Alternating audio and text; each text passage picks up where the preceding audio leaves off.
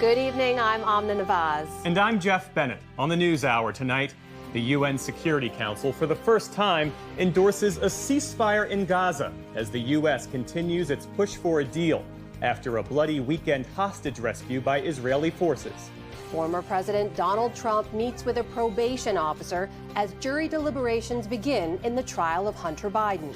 And a popular book sparks new debate over the links among teen mental health, social media, and smartphones. I think there are a lot of factors that are attributed to this rise in anxiety and depression, but this has accelerated it.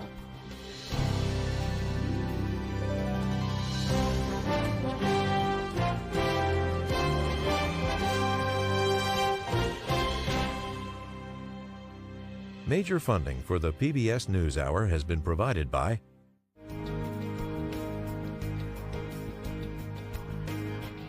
the ongoing support of these individuals and institutions, and friends of the NewsHour, including Leonard and Norma Chlorfine, and the Judy and Peter Bloom Kovler Foundation. Two retiring executives turn their focus to greyhounds, giving these former race dogs a real chance to win. A Raymond James financial advisor gets to know you, your purpose, and the way you give back. Life well planned. The William and Flora Hewlett Foundation, for more than 50 years advancing ideas and supporting institutions to promote a better world at hewlett.org. And with the ongoing support of these individuals and institutions.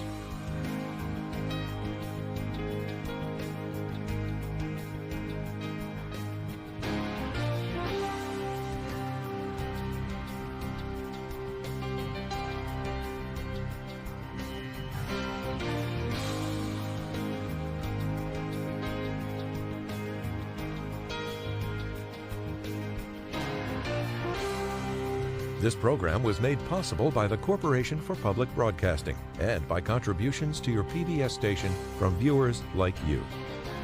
Thank you. Welcome to the NewsHour, and welcome to our brand new studio in the WETA headquarters. We are excited to call it home and to welcome you here, and looking forward to showing you more over the course of the program. And while the show may look different, the work that we do here remains the same. That same commitment to high-quality journalism, the reliable reporting, and strong storytelling you've come to expect from the NewsHour. And with that, let's turn to the news. Secretary of State Antony Blinken returned to the Middle East today with meetings in Israel and Egypt. He is pressing leaders to accept an Israeli proposal for a hostage and ceasefire deal, one that received a vote of confidence today in the United Nations Security Council. But the fallout from an Israeli hostage rescue that killed hundreds of Palestinians continues. Nick Schifrin begins our coverage. For the 8th time since October the 7th, Secretary of State Antony Blinken landed in Israel today to meet with Israeli Prime Minister Benjamin Netanyahu and pressure Hamas to release the hostages and end the war. My message to governments throughout the region, to people throughout the region is, if you want a ceasefire, press Hamas to say yes.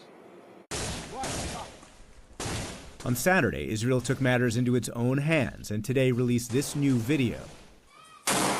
Police and intelligence operatives storming into a Hamas compound in the middle of Gaza in the middle of the day to rescue Israeli hostages confirmed in Hebrew, including Andrei Kozlov and Almog Meir Jan. But by then, the Israelis' cover had been blown and they had to shoot their way out.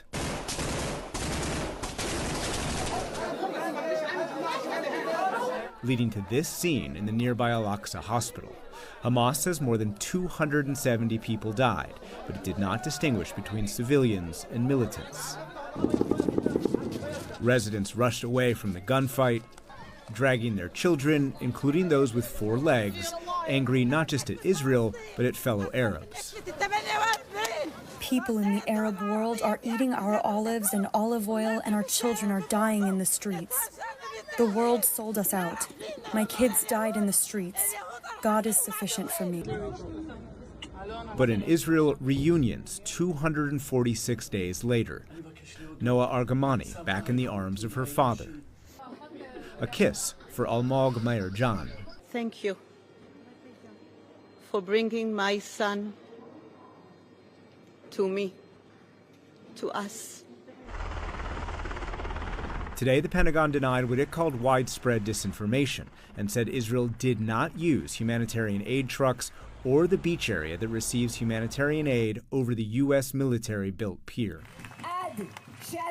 The families of the hostages still in Hamas captivity rallied to try and pressure Israel's government to accept a ceasefire deal. The pressure on the government is also coming from within, after War Cabinet member Benny Gantz resigned on Sunday. Regrettably, Netanyahu is preventing us from advancing toward true victory, which is the justification for the ongoing and painful cost of war. After October 7th, what Benny Gantz and especially his close partner Gadi Eisenkot brought for Netanyahu was cover from the center. Natan Sachs directs Brookings' Center for Middle East Policy. He says Gantz's resignation might increase public pressure, but could reduce private influence, pushing Netanyahu to make a deal. He was a voice in favor of a hostage deal, and so in that sense it may diminish things just at the time that Washington is very heavily invested in trying to reach a deal in the short term. But until that deal can be delivered, the war has no end in sight. For the PBS NewsHour, I'm Nick Schifrin. While the rescue of 4 hostages is great news for some, there are still about 120 hostages remaining in Gaza. One of them is 22-year-old Omer Nutra. He's an American and Israeli citizen and was serving as a tank commander in the Israel Defense Forces on October 7th, stationed on the Gaza border when he was taken captive by Hamas. His parents, Orna and Ronan Nutra, join me now. Welcome and thank you for being here. Thank you for having us. So Orna, tell us a little bit about your son. I understand he was born and raised in Long Island. He spent a gap year in Israel, deferring college back in 2020, and decided to stay and join the IDF. Tell us why. So Omer was actually born in New York City 1 month after 9/11 on 10/14. And on 9/11, I was working in the city. I was 9 months pregnant with him, and I remember walking over the Queensboro Bridge thinking to myself, I can't believe that this is happening. So he was born right after that, and you know, into that climate in New York City, I remember a lot of people posting missing people, and now, you know, he's on one of these pictures in this horrible terrorist attack. Nothing in his childhood could have prepared us for this. You know, he had a happy childhood on Long Island, very close community. He was accepted to Binghamton University, but decided that he wanted to spend a year in Israel. We're both dual citizens of Israel and the United States. He said, you know, if I'm going to spend a year in Israel, I want to do it the way Israeli kids would do it. And he felt very strongly that he shouldn't just go back to college, that he should serve as well, that it was his duty to serve. Ronan, as you know, we're speaking just after this raid in central Gaza that did end up freeing 4 hostages from captivity there. Wonderful news, joyful news for their families. As you also know, it was reported that the Gaza Health Ministry said over 270 Palestinians were killed in that operation. I just wonder, would you want an operation like that carried out if it meant that your son could be freed? Well, obviously, we want our son back.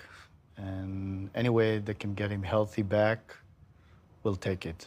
But we also realize that throughout the 8 months, I believe only 7 people were rescued in an operation by the IDF, which means that most people will get out of there with a deal through negotiation. So we encourage all the parties to take it seriously and reach a deal, because that's the only and the safest way, both for our kids and the families, but also for the people in Gaza, to get to some sustainable arrangement that will basically bring some peace to the area. And it's up to Hamas right now, as far as we understand, to accept the deal. Do you think it's time that the Biden administration starts to negotiate on its own to release American hostages like your son? Do you want to see them do that? We like to see our son back. So any way possible to bring our son back is something we're going to welcome. I like to remind your viewers that on October 7, 45 Americans were murdered brutally, and 12 Americans were taken hostages. 4 came back 8 Americans are still kept hostage. Out of them, 5 are considered living and 3 were murdered at October 7. It's something that not a lot of Americans knows. As you know, in this negotiation, Hamas has continuously asked for a permanent ceasefire deal as part of this plan. Do you want the Netanyahu government to accept that? We are family members. We cannot tell the government, exactly what they need to do to get them out. But we expect all sides to stay at the table until they reach an agreement, whatever is needed. Even if it means a permanent ceasefire? Even if it needs a permanent ceasefire.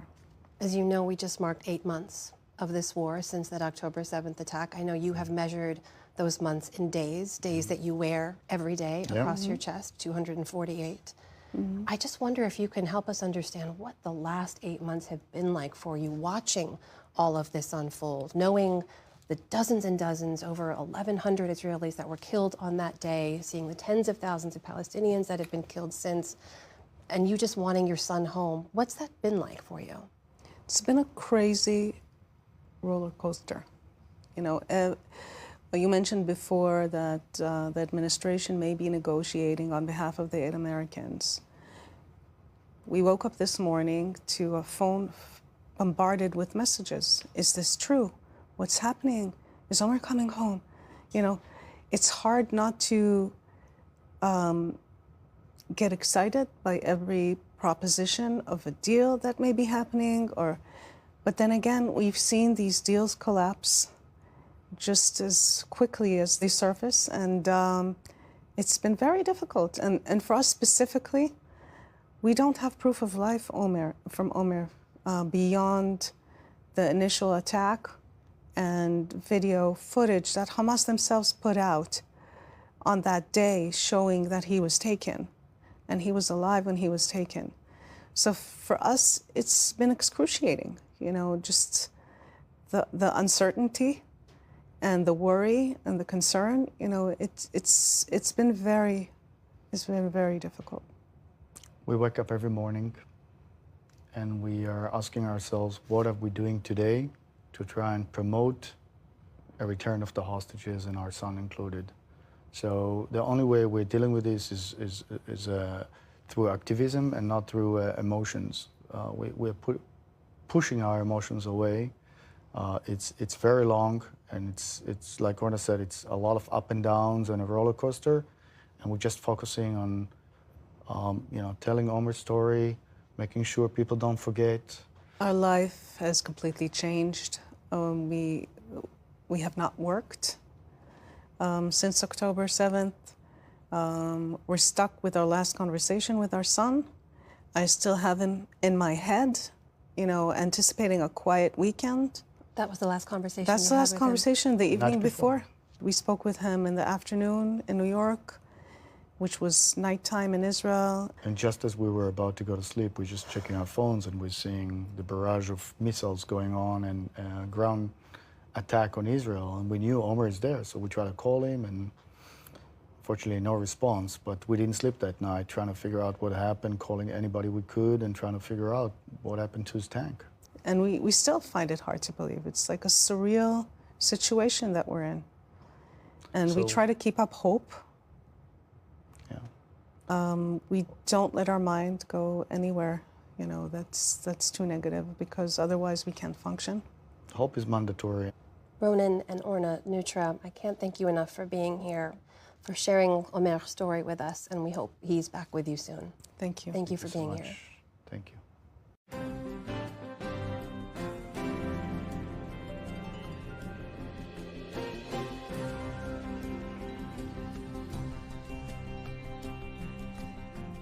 In the day's other headlines, the jury in Hunter Biden's criminal trial has started deliberating in Delaware. Earlier, prosecutors told jurors in their closing arguments that no one is above the law. Hunter Biden's defense attorney countered that the prosecution failed to prove its case beyond a reasonable doubt. The president's son faces 3 felony charges related to his purchase of a firearm in 2018. A number of Hunter Biden's family members showed up to support him today, including his aunt, Valerie Biden Owens, and uncle James Biden. First Lady Jill Biden has attended every day but one of the proceedings. Announcement. As for the broader market, Wall Street ended modestly higher as investors look ahead to Wednesday's inflation data in the next Federal Reserve meeting. The Dow Jones Industrial Average rose 69 points to close at 38,868. The Nasdaq gained 59 points, closing at a new all-time high, and the S&P 500 also ended in record territory. Still to come on the NewsHour, Tamara Keith and Leanne Caldwell break down the latest political headlines. And a revival of Sondheim's Merrily We Roll Along gains rave reviews and Tony nominations. This is the PBS NewsHour from WETA Studios in Washington and in the West from the Walter Cronkite School of Journalism at Arizona State University. Major developments today in two legal cases we're tracking. First, jurors started deliberations in Hunter Biden's gun trial in Delaware. He's accused of lying on federal forms about his drug use to illegally purchase a gun in 2018. And today, former President Donald Trump sat for a probation interview. That's a critical step ahead of his sentencing on July 11th. It follows his historic conviction last month on 34 felony counts in his criminal hush money trial. Renato Mariotti is a former federal prosecutor, and he joins us now. Renato, thanks so much for being with us. So Hunter Biden is facing a 3-count indictment. Help us understand what the jurors are weighing. What were some of the takeaways from the prosecution's closing arguments?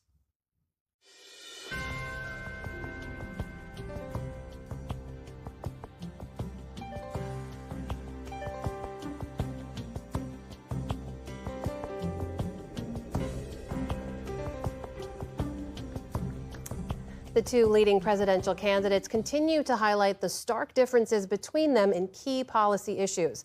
It's a perfect time for Politics Monday. Today with Tamara Keith of NPR and Leanne Caldwell of The Washington Post. Amy Walter is away. It's great to see you both.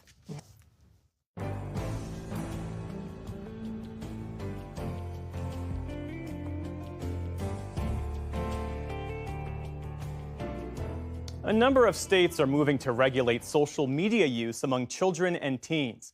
New York State is the latest, with a new law that would allow parents to block their children from getting social media posts suggested by a platform's algorithm. About 1 in 5 American adolescents report having anxiety and depression, and CDC data show teenage girls are facing record levels of sadness and suicide risk. It all comes amid a larger conversation about social media and smartphones. Stephanie Sy has more. Colorado.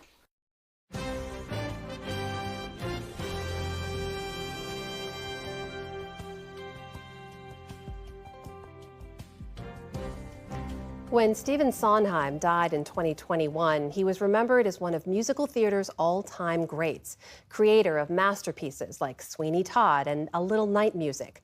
But one of his musicals, Merrily We Roll Along, never achieved that success. Now, it has, and the show, actors, and director, Maria Friedman, are all up for Tony Awards this Sunday. Jeffrey Brown recently joined Friedman on Broadway for our Arts and Culture series, Canvas.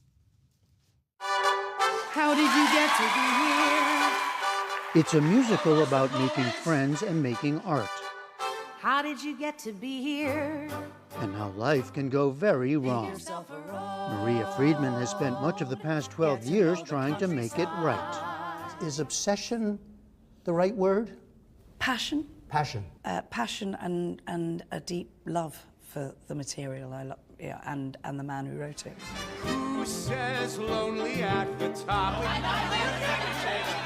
I say let it never stop. The material is Merrily We Roll Along, now on Broadway with rave reviews and star turns by Jonathan Groff as Frank, a composer turned film producer, Daniel Radcliffe as Charlie, a playwright, and Lindsay Mendez as Mary, a novelist turned theater critic. Congratulations on the movie. Your performance will stay with me for a long time.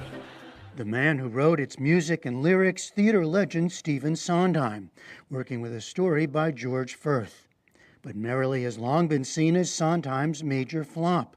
When it first arrived on Broadway in 1981, it closed after just 16 performances. When we met recently at Broadway's renowned Sardi's restaurant, Maria Friedman spoke of first working directly with Sondheim in 1992. when he and Firth tried out a new version of the play for a production in England. Friedman, then a young actress and singer, played the role of Mary.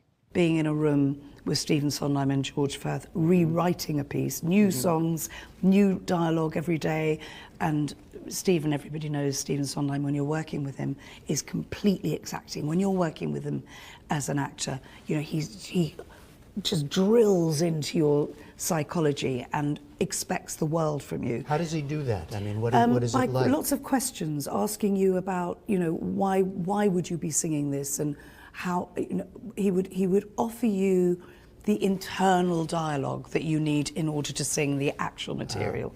So and he had a reason for every single note and lyric he wrote. So I was full up as an actress. It just felt like this was like the greatest gift. She would go on to work with Sondheim in other plays and regularly perform his music.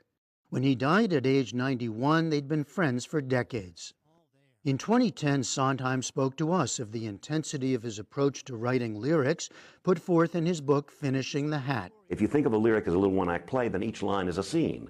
And you know, a quatrain becomes an entire act. Each line is a scene. Each line is a scene, and you got 7 words so we got 7 words. So let's say each word is a speech. Well, you know, if you're writing a play and something's wrong with the speech, you cut or change the speech. The same way you got to do it word by word. It is as focused as that. What he always said to me whenever I was working, he said, story, story, story, character, character, character. But story, story. You've got to be interested in the narrative where you put the anchor down at the beginning, keep the tension, and make sure that you keep your audience with you all along. Friedman says her biggest task, without changing words or notes, was to bring out the essence of Merrily We Roll Along, a story told backwards through several decades. Look at us, Charlie. Nothing's the way that it was. I want it the way that it was. With scenes and songs that take us through life's loves and betrayals, successes and failures.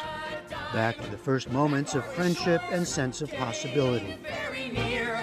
We have nothing to fear. We haven't got time. While others have regularly attempted to revive Merrily, Friedman first took it on as a director some 12 years ago, slowly developing it production by production, finally bringing it back to Broadway last fall.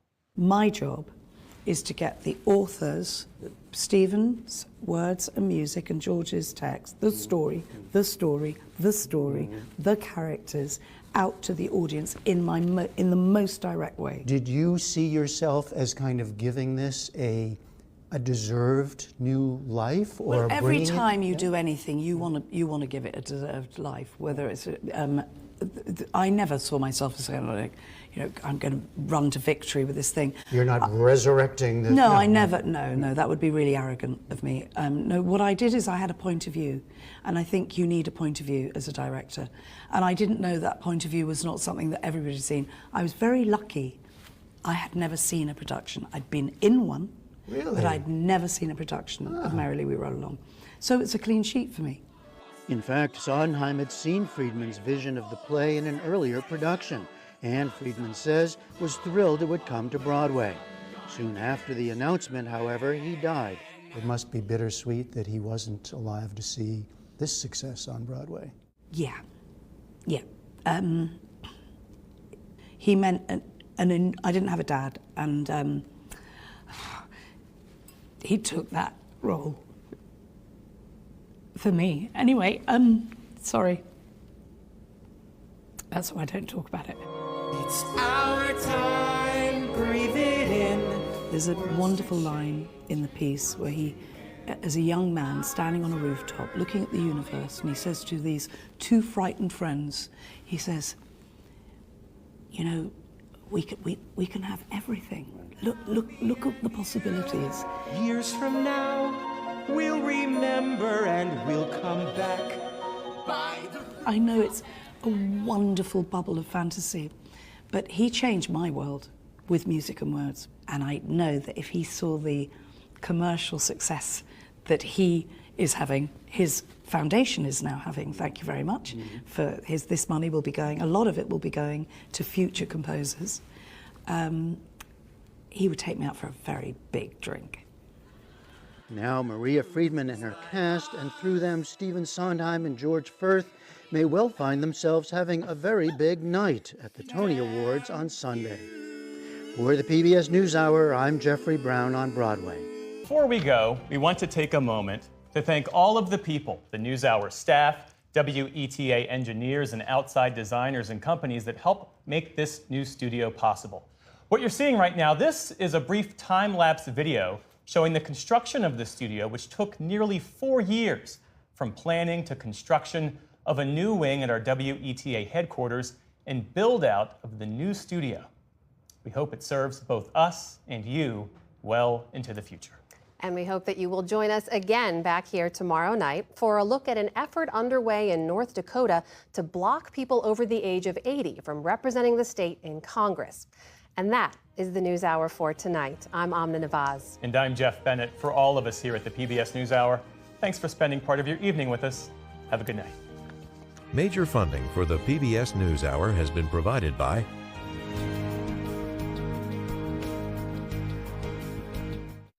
Cunard is a proud supporter of public television. On a voyage with Cunard, the world awaits.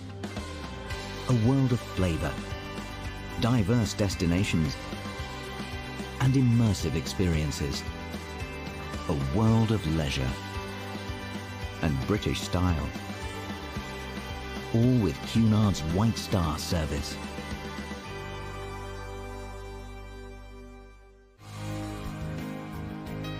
supported by the John D. and Catherine T. MacArthur Foundation, committed to building a more just, verdant, and peaceful world. More information at macfound.org. And with the ongoing support of these institutions.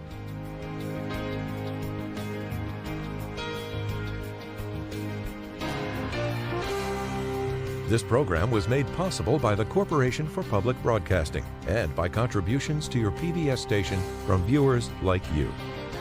Thank you.